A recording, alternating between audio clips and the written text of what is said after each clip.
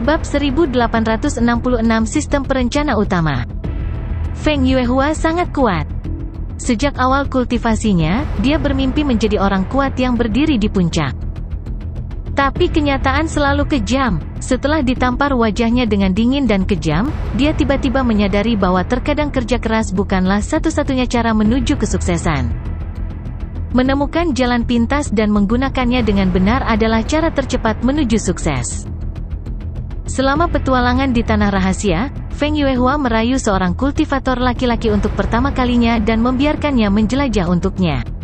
Setelah menemukan harta rahasia, sebuah pintu baru terbuka untuknya. Dia menemukan rahasia kekayaan. Dia tidak perlu berlatih keras, dia tidak perlu bersusah payah untuk menemukan relik, dan dia tidak perlu mengambil risiko apapun. Selama dia menggunakan kecantikan dan kefasihannya untuk membodohi para pembudidaya laki-laki itu, mereka akan bersedia bekerja untuknya. Mengandalkan metode ini, Feng Yuehua membuat kemajuan besar dari Dewa Emas menjadi Raja Surgawi, dan dari Raja Surgawi menjadi Perdana Surgawi. Seluruh dunia sepertinya membuka jalan baginya. Karena itu, ketika dia melihat Suke untuk pertama kalinya, dia jelas tentang satu hal. Dia akan menjadi batu loncatan ke puncak berikutnya. Tentu saja, bukan hanya karena Suke tampan, tetapi juga karena Ling Nixiang dan Qiu Zili sangat menghargainya. Feng Yuehua bersembunyi di belakang Suke dan dengan hati-hati menatap mata peri Nixiang. Itu sama sekali bukan mata orang kepercayaan atau orang kepercayaan.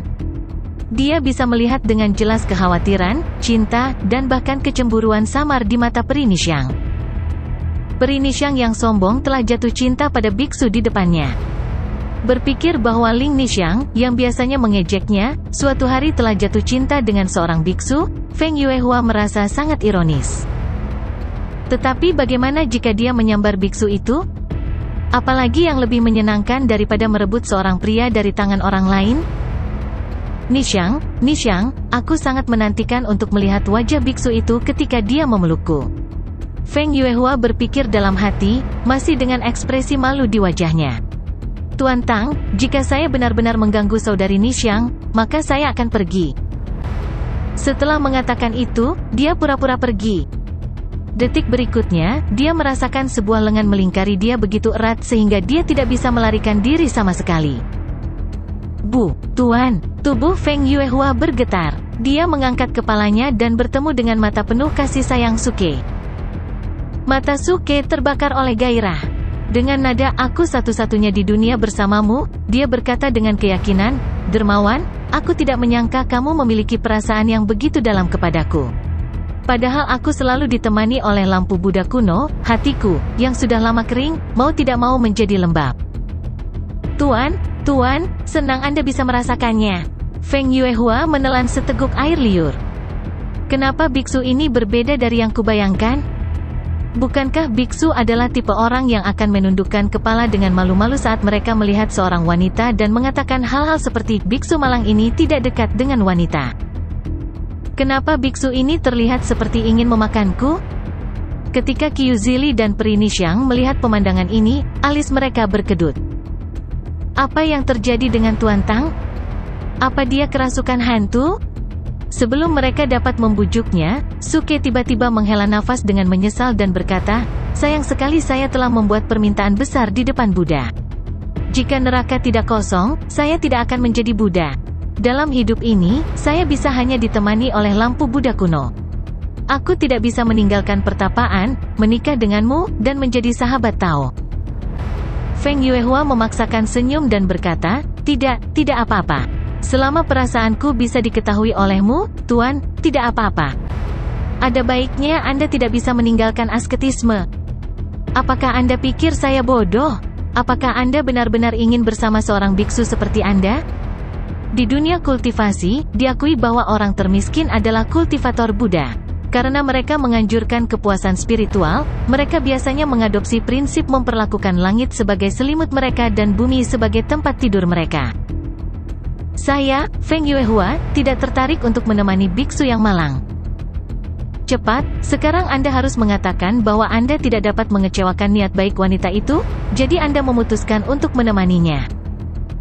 Feng Yuehua memandang Suke dengan mata penuh harap, menunggu hal-hal berkembang ke arah yang dia bayangkan. Kemudian, dia mendengar Suke tiba-tiba berkata dengan penuh semangat, "Bagaimana dengan ini, Donatur? Kamu juga mencukur rambutmu dan menjadi biarawati. Kamu bisa melayani Buddha kuno bersamaku. Kita berdua bisa memahami ajaran Buddha di depan lampu. Maukah, bukankah itu suatu kebahagiaan besar di dunia?" Puff. Hampir semua orang tidak bisa menahan tawa pada saat bersamaan. Memikirkan Feng Yuehua, seorang pelacur terkenal, tiba-tiba mencukur kepalanya dan menjadi seorang biarawati, adegan itu benar-benar lucu. Bahkan penjilat nomor 1, Ding Yong, tidak bisa menahan tawa. Wajahnya berkedut liar, dan dari waktu ke waktu, dia menunjukkan senyum. Feng Yuehua langsung menarik napas dalam-dalam dan menahan keinginan untuk menamparnya. Dia tersenyum dengan susah payah dan berkata, "Itu, Guru, saya belum berencana untuk menjadi seorang biarawati. Jika kamu tidak menjadi biarawati, bagaimana kamu akan bersamaku?" Suke tampak bingung dan memeluknya lebih erat. "Saya sangat serius tentang hubungan. Karena Anda telah mengaku kepada saya pasti akan menerima Anda. Tidak peduli berapa banyak mitra kultivasi yang Anda miliki di masa lalu, mulai hari ini dan seterusnya, saya akan menjadi satu-satunya mitra kultivasi Anda." Anda ingin saya menyerahkan kolam ikan yang telah saya habiskan dengan susah payah untuk dibesarkan? Feng Yuehua hampir mengutuk dengan keras. Tiba-tiba, dia merasakan tangan besar perlahan bergerak di belakangnya, dan semua rambutnya berdiri tegak. "Brengsek, biksu sialan, kau memanfaatkanku." Melihat reaksi Feng Yuehua, Suke memutuskan untuk meluncurkan gelombang serangan terakhir. Dia memeluk Feng Yuehua dengan erat, dan seketika, Feng Yuehua menekannya. Suke menggunakan tatapan paling penuh kasih sayang dalam hidupnya untuk memandangnya, dan perlahan berkata, "Hanya ketika gunung tidak memiliki tepi dan langit dan bumi menyatu, barulah aku berani bersamamu. Apakah kamu tahu apa perbedaan antara kamu dan bintang?" "Tidak, aku tidak. Bintang ada di langit, dan kamu ada di hatiku. Coba tebak di sisi mana hatiku?" "Kiri, kiri." "Tidak, itu ada di pihakmu." Feng Yuehua merasa dia menjadi gila. Dia mencoba yang terbaik untuk melepaskan diri dari pelukan Suke, tetapi tidak peduli seberapa keras dia mencoba, dia tidak bisa bergerak. Dia langsung terkejut di dalam hatinya. Kultivasi apa yang dimiliki biksu ini? Dia berada di puncak level Immortal Supremacy, tapi dia bahkan tidak bisa melepaskan diri dari pelukannya. Suke melanjutkan, "Pemberi sedekah, apakah kamu lelah sekarang?" "Tidak, aku tidak lelah." Ekspresi Feng Yuehua sudah mulai menggila. "Tapi kamu sudah berkeliaran di kepalaku sepanjang hari. Bagaimana kamu tidak lelah?" Suke bergerak di depan Feng Yuehua, menatap matanya, dan bertanya kata demi kata, "Pelindung, apakah Anda tahu jam berapa sekarang?" Feng Yuehua merasa seperti sedang kesurupan. Aku tidak tahu apa-apa." Bibir Suke meringkuk menjadi senyuman jahat, dan dia berkata dengan suara rendah, "Ini adalah titik awal dari kebahagiaan kita." Feng Yuehua menghirup udara dingin dan langsung meledak. Aku salah, lepaskan aku benar-benar tidak tahan lagi." Suke dengan nyaman melepaskannya, dan Feng Yuehua langsung terbang dan menghilang tanpa jejak. HMPH, bagaimana wanita jalang teh hijau sepertimu bisa menahan kata-kata cinta biksu yang malang ini? Bab 1867 Sistem Perencanaan Tertinggi. Kata-kata cinta yang kasar, yang hampir seperti polusi spiritual, membuat banyak pembudidaya yang hadir langsung muntah. Itu sangat menjijikkan, sangat menjijikkan. Ya Tuhan, ada apa ini? Ya Tuhan, aku ingin mencuci telingaku. Rekan kultivator itu telah membawakan air. Saudaraku di sana, pinjamkan aku artefak surgawimu. Ada air di sini saudara-saudara, ayo cuci. Oh, maaf, aku akan muntah sebentar. Platform di pintu keluar berantakan, dan para pembudidaya muntah. Kekuatan destruktif dari kata-kata cinta pedesaan sebanding dengan senjata biologis. Suke memandangi kerumunan, menggelengkan kepalanya, dan berkata dengan ekspresi menyesal, "Sepertinya emosiku terlalu kuat, dan pada akhirnya, aku menakuti dermawan ini. Ini benar-benar membuatku sedih dan penuh kebencian." Saat dia berbicara, dia mulai memukuli dadanya dan menginjak kakinya, menangis dengan sedihnya, menunjukkan kegilaannya. Kyuzili dan Peri Nishang saling memandang. Mereka berdua ingin pergi dan melihat apakah Master Tang ada yang salah dengan otaknya. Sekarang setelah mereka melihat pemandangan ini, mereka merasa sedikit kasihan padanya. Tuan Tang, jangan sedih. Wanita itu bukan orang baik. Kyuzili berpikir sejenak dan menghiburnya. Apa yang dia katakan tadi adalah kebohongan untukmu, hanya untuk menabur perselisihan. Suke berdiri dan menatap Kyuzili dengan tatapan kosong. Apakah itu semua bohong bagiku? Ya, wanita itu sering melakukan hal seperti ini. Kyuzili mengangguk. Dia takut Suke tidak akan mempercayainya, jadi dia menarik Peri Nishang dan bertanya, Nishang, apakah menurutmu aku benar? Peri Nishang ragu sejenak, meskipun bukan gayanya untuk berbicara buruk tentang orang lain di belakang mereka, apa yang dikatakan Kyuzili adalah kebenaran, jadi dia mengangguk. Ketika Suke mendengar ini, dia tiba-tiba menutupi hatinya, dan ekspresinya sangat sedih. Dia benar-benar berbohong padaku, jadi begitulah. Peri Nishang melihat penampilan terluka Suke, dan bagian lembut hatinya tersentuh dengan lembut. Tuan Tang benar-benar orang yang sederhana. Ngomong-ngomong Tuan Tang, apakah kamu baru saja mendapatkan sesuatu? Peri Nishang tidak ingin melihat Suke terus bersedih, jadi dia mengganti topik pembicaraan. Suke melambaikan tangannya dan berkata, ini hanya sedikit, tidak banyak. Jika kamu membutuhkannya, aku bisa membaginya denganmu. Peri Nishang berpikir dalam hati, batu pola Tao sulit didapat, dan Tuan Tang sebenarnya ingin membaginya dengan kita. Dia terlalu baik. Grandmaster Tang, kamu harus berhati-hati. Kompetisi belum berakhir. Waspadalah terhadap orang yang datang untuk merebut batu pola Dao. Peri Nishang mengingatkannya dan kemudian berkata dengan pasti, tapi Tuan Tang, yakinlah bahwa kuil bulan suci akan menjamin keselamatanmu. Kyuzili menggema, aku juga akan membantu. Lagi pula, nyawa mereka berdua diselamatkan oleh Suke. Tidak mungkin mereka bisa membalasnya karena telah menyelamatkan hidup mereka, dan tidak mungkin bagi mereka untuk membalasnya dengan tubuh mereka. Jadi, mereka hanya bisa memilih metode ini. Suke tersenyum dan menangkupkan tangannya ke arah mereka berdua. Terima kasih, para peri. Hehe, kamu masih ingin melindungiku? Aku, orang suci yang bertindak keras, bisa menyodokmu sampai mati dengan satu jari. Setelah mengalami pertempuran dengan Raja Iblis, kepercayaan diri Suke sekarang sangat tinggi. Sungguh lelucon, saya dipukuli hingga jatuh oleh Kaisar Surgawi. Mengapa saya harus takut pada beberapa Celestial Prime? Waktu berlalu dengan cepat, dan dalam sekejap mata, sudah waktunya kompetisi berakhir. Saat ini, Feng Yuehua juga kembali. Dia memelototi Suke dengan ganas. Rasa mual yang disebabkan oleh kata-kata cinta yang membumi belum sepenuhnya hilang. Melihat ini, Suke mencibir di dalam hatinya, tetapi di permukaan, dia menunjukkan pandangan ragu-ragu dan berkata, Peri. Kamu diam. Tidak. Aku tidak ingin mendengarnya, aku tidak ingin mendengarnya, aku tidak ingin mendengarnya. Suke marah. Wanita benar-benar tidak masuk akal. Melihat Suke tidak melanjutkan berbicara, Feng Yuehua mengembalikan kebenciannya pada Kyuzili dan Nishang Fairy. Lagi pula, jika bukan karena kedua wanita ini, dia tidak akan menemui hal yang menjijikkan seperti itu. Pada saat ini, suara yang dalam terdengar, kompetisi telah berakhir. Murid, letakkan batu pola Tao yang telah Anda peroleh ke dalam pilar batu di depan Anda. Tempat di mana semua orang berdiri adalah platform. Dengan suara yang dalam, sebuah pilar batu besar tiba-tiba berdiri. Semangat para kultivator terangkat. Satu demi satu, mereka berjalan ke pilar batu dan melemparkan batu pola Tao di tangan mereka. Kebanyakan dari mereka memiliki 1, 2, dan hanya sedikit orang yang memiliki 3. Feng Yuehua memandang Ding Yong, keluarkan semua batu pola Taomu. Ding Yong mengangguk kaku dan mengeluarkan 10 batu pola Tao dari pinggangnya. Tindakan ini segera menarik perhatian semua orang yang hadir. Ya Tuhan, 10 batu pola Tao. Dari mana orang ini mendapatkan begitu banyak batu pola Tao? Benar-benar menyebalkan untuk membandingkan dengan yang lain. Aku mengalami banyak kesulitan untuk mendapatkannya, dan dia mendapatkan 5 sekaligus.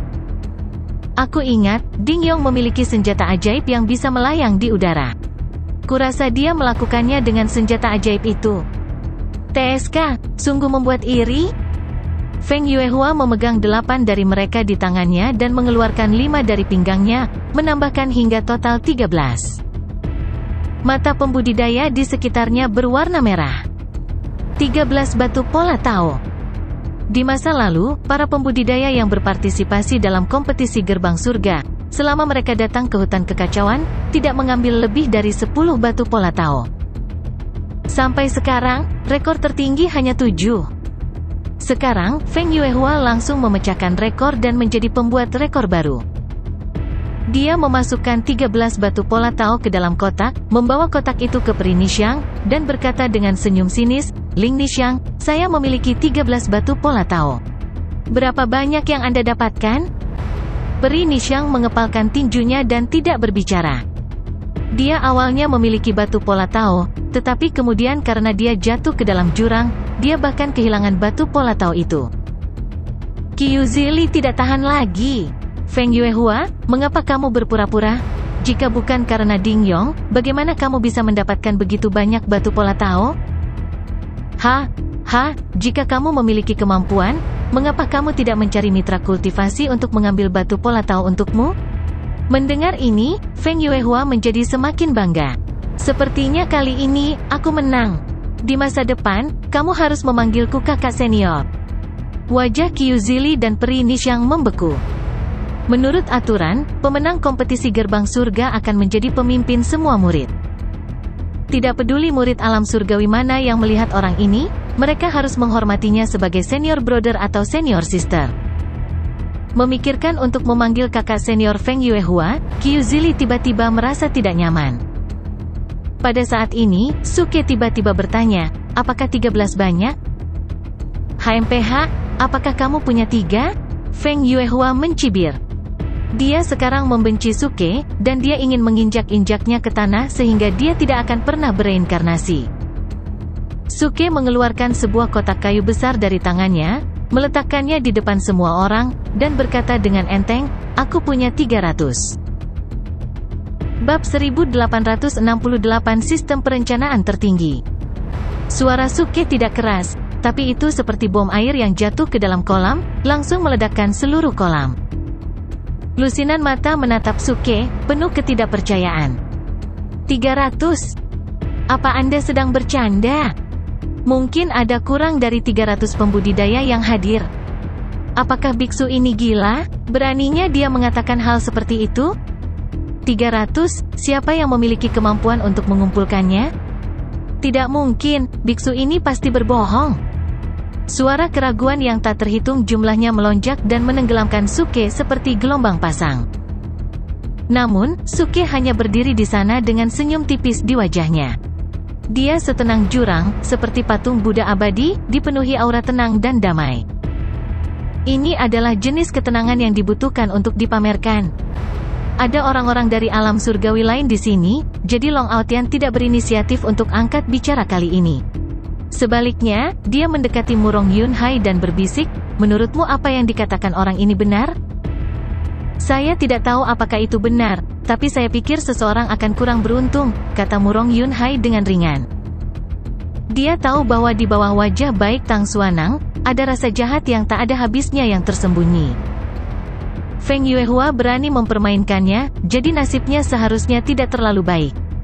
Di hadapan keraguan semua orang, Suke tidak mengatakan apapun untuk membantah. Tapi Peri Nishang dan Qiu Zili saling memandang dan menggelengkan kepala pada saat bersamaan. Pikiran Tuan Tang masih terlalu sederhana, desah Nishang Fairy dan berbisik. Qiu Zili mengangguk dan berkata, dia tidak harus melakukan ini. Para pembudidaya di sini semuanya pintar, bagaimana mereka bisa mempercayainya hanya karena satu kalimat? Terlebih lagi, setelah meletakkan pilar batu, ada berapa batu pola Tao yang bisa dihitung sekaligus. Ketika kotak kayu dimasukkan, itu akan terbuka, kata Qiu Zili dengan suara rendah. Keduanya berpikir bahwa Tang Xuanang berusaha membantu mereka, jadi dia memilih untuk berbohong. Setelah kepanikan awal, Feng Yuehua menjadi tenang dan memandang Suke dengan mencibir. Tidak mungkin, kamu pasti berbohong. Dia bersumpah, tidak ada yang bisa mendapatkan 300 batu pola Tao di hutan kekacauan. Tidak mungkin mendapatkan bahkan 30.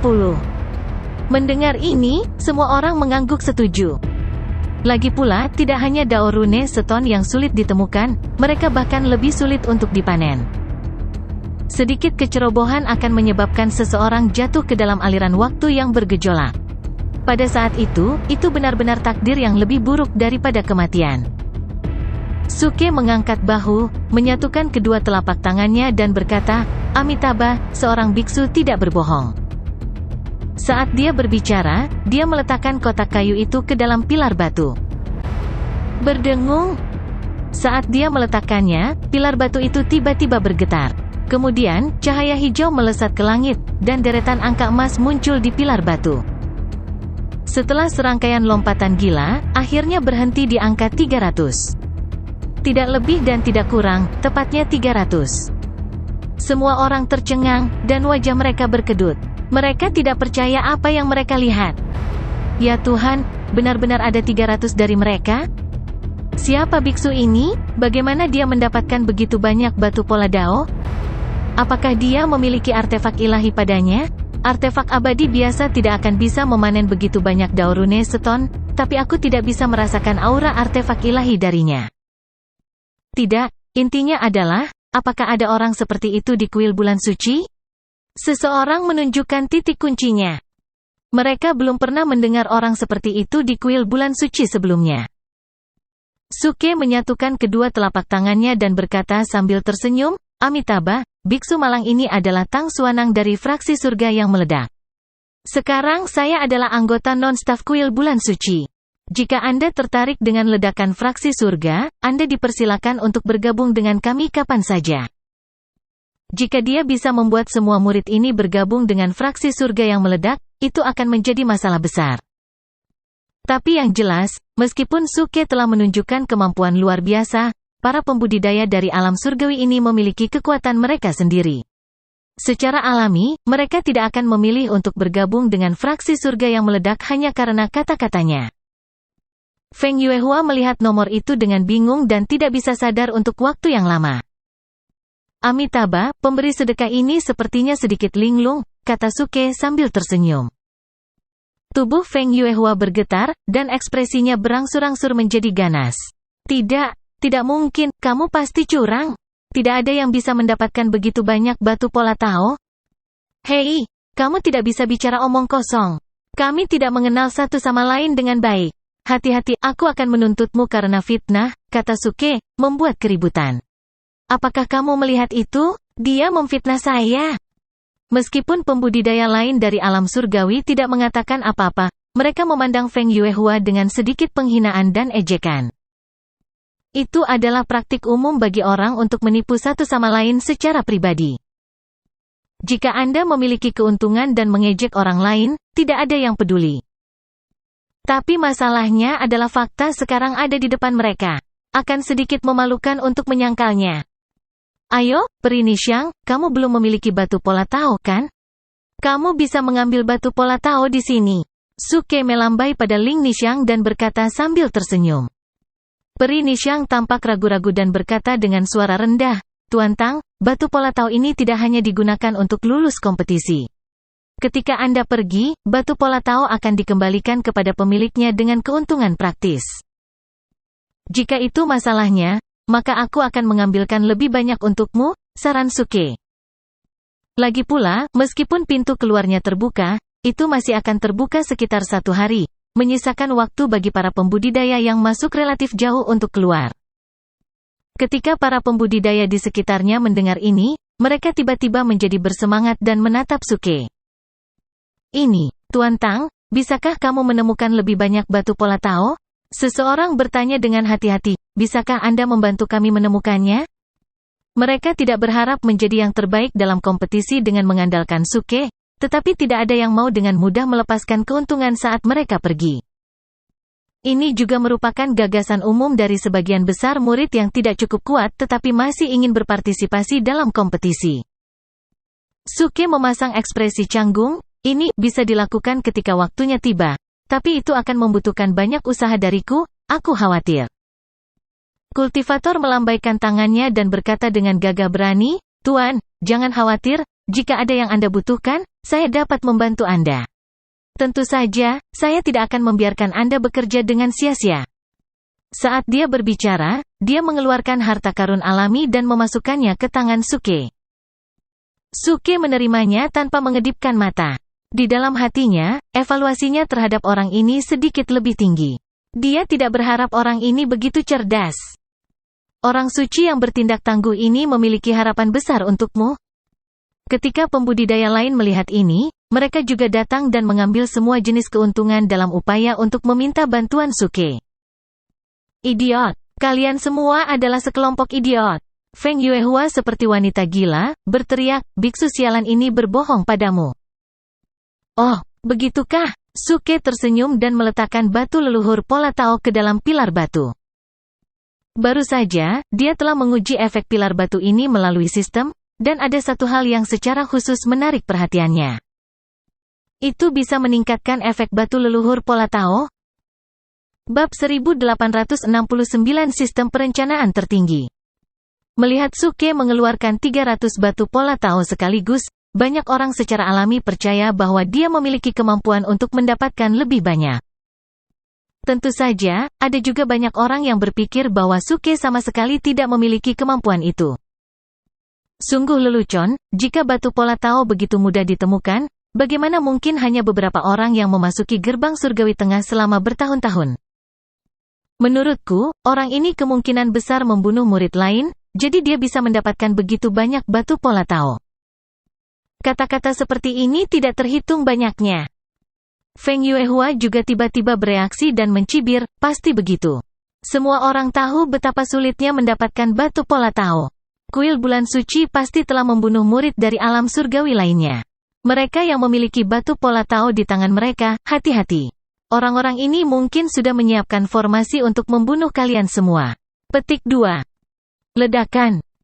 Begitu dia selesai berbicara, bumi tiba-tiba bergetar, seolah-olah ada binatang prasejarah yang terbangun. Para pembudidaya yang memegang batu Pola Tao di tangan mereka tidak bisa tidak melihat orang-orang di kuil bulan suci dengan kewaspadaan. Wajah peri Nixiang dingin, dan dia berkata dengan suara yang dalam, Feng Yuehua, kemampuanmu untuk memfitnah terlalu rendah. Bagaimana lagi kamu bisa menjelaskan berapa banyak batu Pola Tao yang muncul? Feng Yuehua berpegang teguh pada titik ini. Bahkan Ji Tiancheng, jenius tak tertandingi yang dikenal sebagai yang pertama di benua awan surgawi, tidak dapat melakukannya. Apakah Anda akan mengatakan bahwa biksu sialan ini lebih kuat dari Ji Tiancheng? Petik 2. Peri Nixiang tiba-tiba terdiam.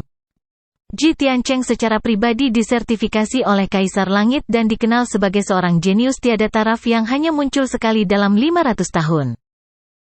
Bahkan seorang jenius seperti itu tidak dapat mengambil lebih dari 20 batu Pola Tao dari sini. Mendengar ini, Qiu Zili tiba-tiba tampak tertegun, berpikir mungkin orang ini jauh lebih kuat dari Ji Tiancheng. Dia masih ingat bahwa ketika Su Dingcheng meledakkan dirinya, Fang Ling tidak hanya tidak mati, tetapi juga terlihat tidak terluka. Orang ini kejam, jangan percaya padanya. Melihat peri Nixiang tidak bisa berkata apa-apa, Feng Yuehua segera mengangkat tangannya dan berteriak, semuanya, kalahkan biksu kejam ini, batu Pola Tao-nya harus menjadi milik kita semua. Begitu dia berteriak, banyak orang tiba-tiba menunjukkan ketertarikan. Lagi pula, seseorang seharusnya tidak memamerkan kekayaannya. Ketika Suke mengeluarkan begitu banyak batu Pola Tao sekaligus, itu secara alami menarik banyak mata tamak. Suke melihat sekeliling dan tiba-tiba mengerutkan kening. Amitabha, jika ada yang ingin menggunakan kekerasan, jangan salahkan biksu tanpa uang ini karena tidak memperingatkanmu. Biksu tanpa uang ini benar-benar akan memukulmu sampai mati. Meskipun kata-katanya sedikit lucu, banyak orang berhenti di jalurnya. Terlepas dari apakah batu Pola Tao ini direbut oleh Suke atau diperoleh sendiri, itu berarti kekuatannya tidak bisa diremehkan. Untuk sesaat, semua orang ragu-ragu dan melihat sekeliling, menunggu seseorang melakukan langkah pertama. Suara mendesing. Pada saat ini, aliran cahaya Qian menerobos udara dan jatuh ke tangan para pembudidaya kuil bulan suci dengan kecepatan yang mencengangkan. Apa itu? Kultivator melompat mundur karena terkejut. Dia telah memadatkan teknik abadi di tangannya, siap untuk melepaskannya kapan saja. Orang-orang di belakang mereka juga sangat gugup. Ada terlalu banyak rahasia di hutan kekacauan yang belum ditemukan. Mungkin ini adalah sejenis monster yang bisa menyebabkan pemusnahan massal. Namun, kultivator memusatkan perhatian padanya dan tiba-tiba mengerutkan kening. Dengan ekspresi bingung, dia berkata, "Ini adalah batu pola dao." Mendengar ini, orang-orang lainnya sedikit tertegun. Kemudian, mereka mengabaikan kewaspadaan mereka dan menyerbu. "Apakah kamu serius? Apakah ini batu pola dao?" "Saya tidak percaya. Coba saya lihat." *CK. Itu benar-benar batu pola dao. Dan itu terbang ke sini dari langit. Setelah memastikan bahwa itu adalah batu pola dao, para pembudidaya sangat bersemangat. Sebelumnya, ketika mereka memanen batu pola dao, dapat dikatakan bahwa mereka telah mengeluarkan banyak tenaga. Tidak peduli seberapa keras mereka berusaha, mereka mungkin tidak dapat memanennya. Sekarang batu pola dao telah jatuh dari langit, bagaimana mungkin mereka tidak bersemangat? Tidak, ini tidak mungkin.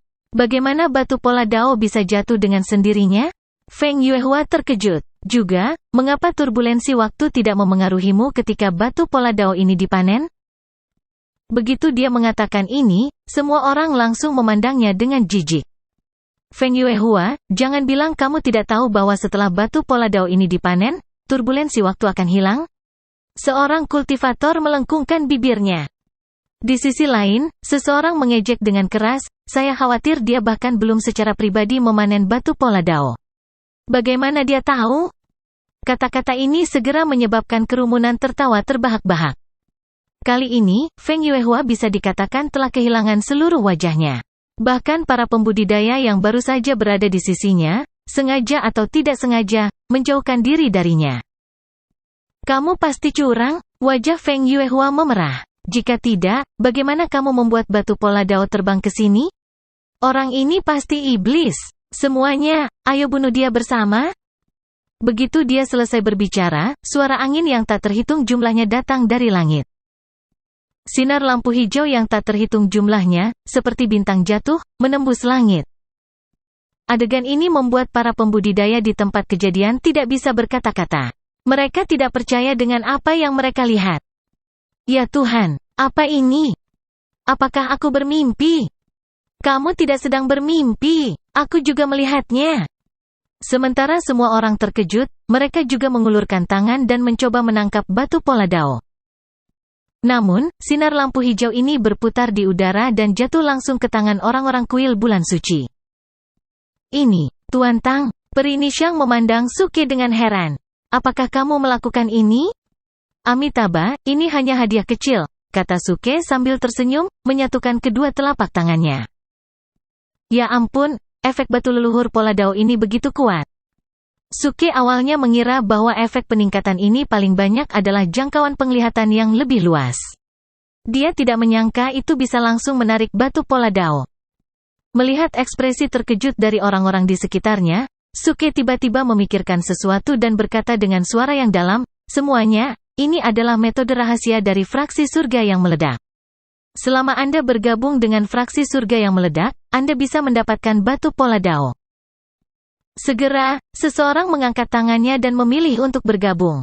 Kemudian, Suke segera menguasai batu pola dao dan membiarkannya jatuh ke tangan kultivator itu. Kultivator itu segera sangat gembira. Manfaat batu pola dao setara dengan kerja keras selama puluhan tahun. Di tahap utama surgawi, sangat sulit untuk melangkah lebih jauh. Bergabung dengan fraksi surga yang meledak tidak seberapa dibandingkan dengan mendapatkan 10 tahun kultivasi dari udara tipis. "Tuan Tang, saya juga ingin bergabung." "Tuan Tang, biarkan aku melakukannya, aku juga ingin bergabung." Untuk sesaat, banyak orang setuju untuk bergabung dengan fraksi surga yang meledak dan mendapatkan batu pola dao. Suke juga menyetujui semua permintaan itu.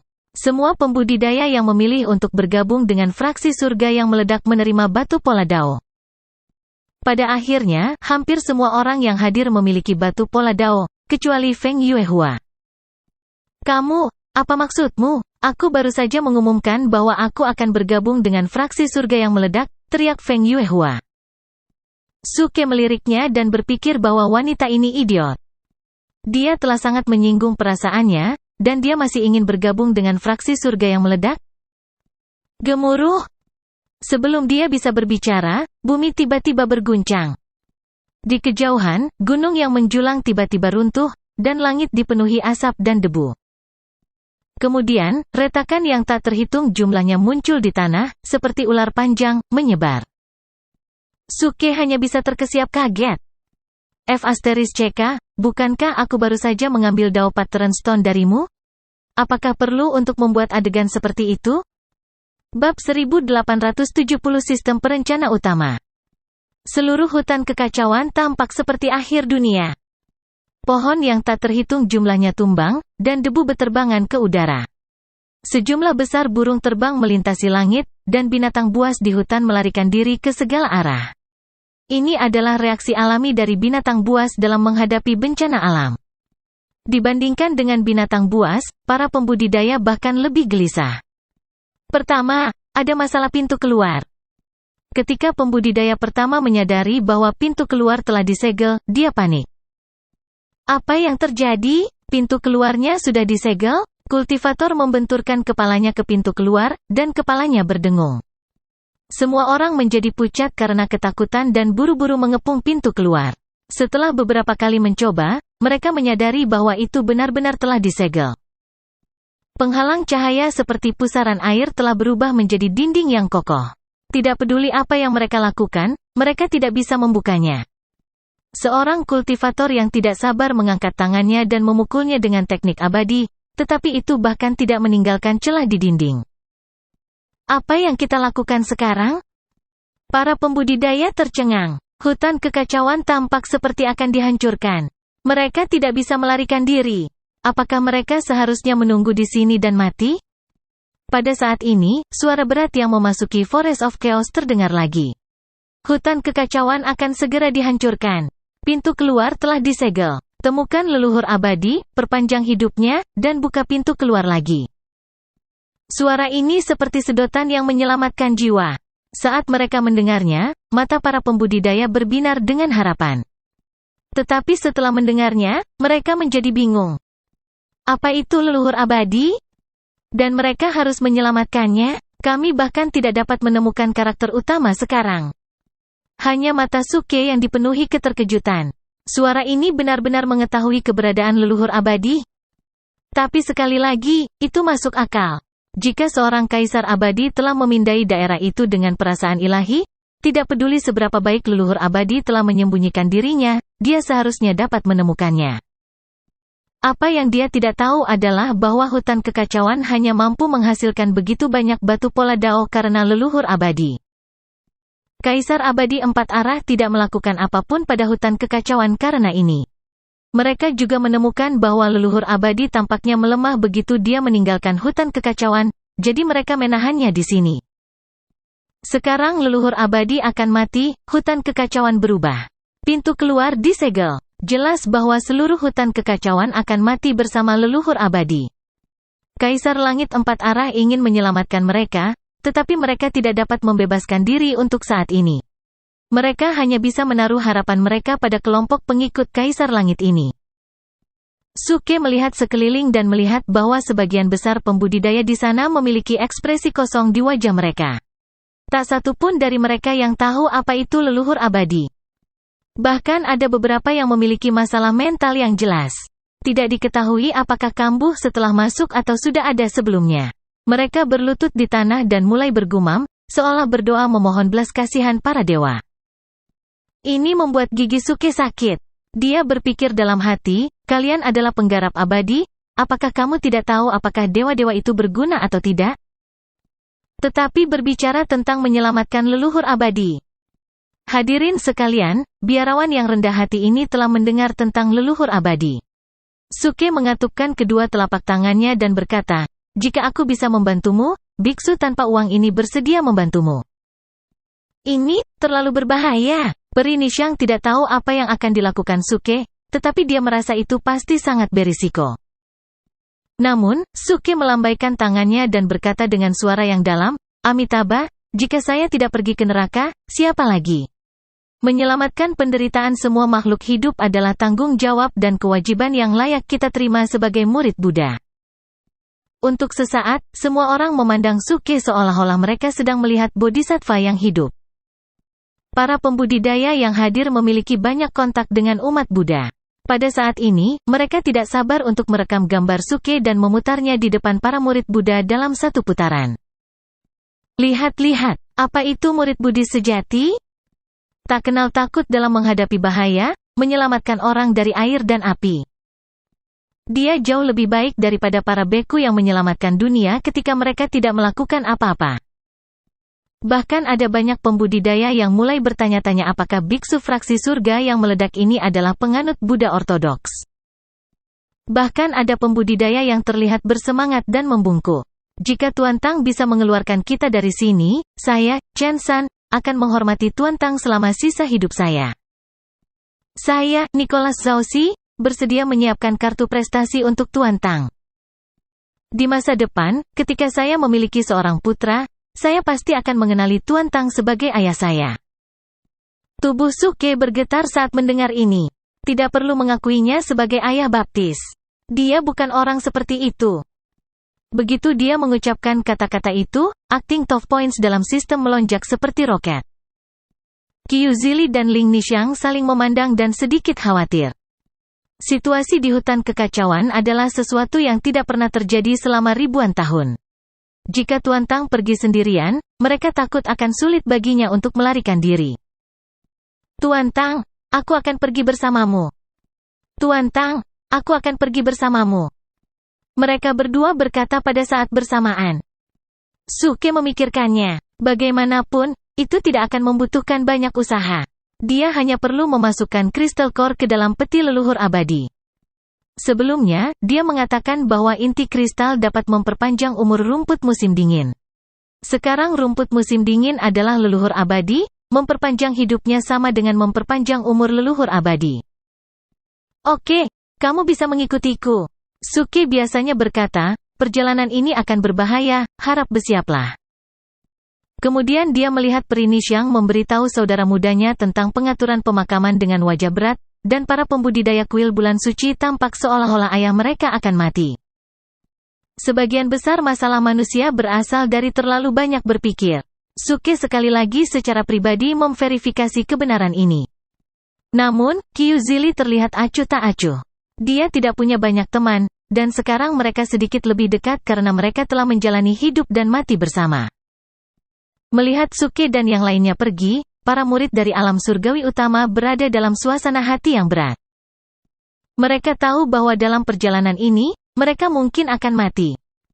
Suke membawa Peri Nixiang dan Qiu Zili sepanjang jalan, di sepanjang celah di tanah, dan sampai ke batas leluhur abadi. Bahkan setelah bertahun-tahun, formasi penyembunyian leluhur abadi masih berfungsi. Melihat tubuh besar leluhur abadi dalam formasi, Qiu Zili dan Peri Nixiang sama-sama tercengang. Mereka berdua belum pernah melihat tubuh yang begitu besar dan mengesankan sebelumnya.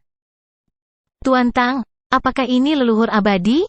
Bagaimana kita bisa memperbaikinya? Peri Nixiang bergumam. Kemudian mereka melihat Suke mengeluarkan kotak kayu dari sakunya, menuangkan benda tak dikenal ke telapak tangannya, dan menekannya ke tubuh leluhur abadi. Kemudian dia melambai pada mereka berdua. Ayo pergi, sudah selesai. Peri Nixiang tidak bisa berkata apa-apa. Qiu Zili terdiam. Tidak, kita belum melakukan apa-apa. Bukankah terlalu terburu-buru pergi seperti ini?